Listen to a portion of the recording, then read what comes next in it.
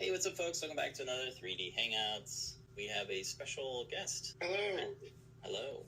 Welcome to the show. Yeah, welcome to episode 501. I worked on the 3D printed enclosure and the assembly. Brent, you were the brains behind pretty much the idea. People ask about like these weird measurements for their plant setups, and they're like, it'd be cool if Whippersnapper could do VPD and the PPFD, and I'm like, what are these measurements that you want? Use the sensor measurement readings together, and it's like a mathematical equation that takes the two, fuses them, and then produces an output. But VPD is weird because it takes a measurement from two different sensors to do this, but we weren't sure how. We were like, oh, maybe we could have like a rule engine on the device and like meta program the device, and there was really no good solution. You can set variables, you can do mathematical operations with them too. It's a really long equation for how you actually get VPD. Now it's pulling blocks is actually all done on a server. So all this sensor does is send data to Adafruit IO. This action runs when the sensor feeds populated data.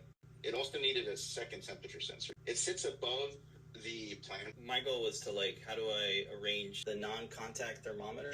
Yeah, that one has like a very specific, you need to have this very wide view cutout. So mounting those down, and then a way to have the QT pipe positioned up where the power and USB is away from the sensors. Non-contact sensors being used in like lab settings. Like this is really the sensor to use for this project. Lydia got this done for this project specifically. So really want to know the CO2 level. And then we're also using this light sensor. This project takes another sensor fusion measurement, which is estimate of PPFD. The sensor is pretty cheap. It's under $20. The actual sensor is $500 plus. Oh, wow. The cost to kind of get this up and running is pretty low. If you want to extend it, you can attach a NeoPixel light ring. You can absolutely do that, and then that could be used to really calibrate it and get it closer, higher precision, use a higher precision sensor. You can always swap one in to your grow room and a model kit, right?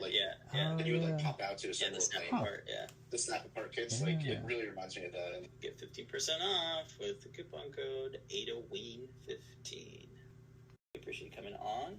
Of course. Maybe we'll do this again next time we do an IO project. We'll see you next week. But until then, remember to make a great day. Bye, everybody. Bye.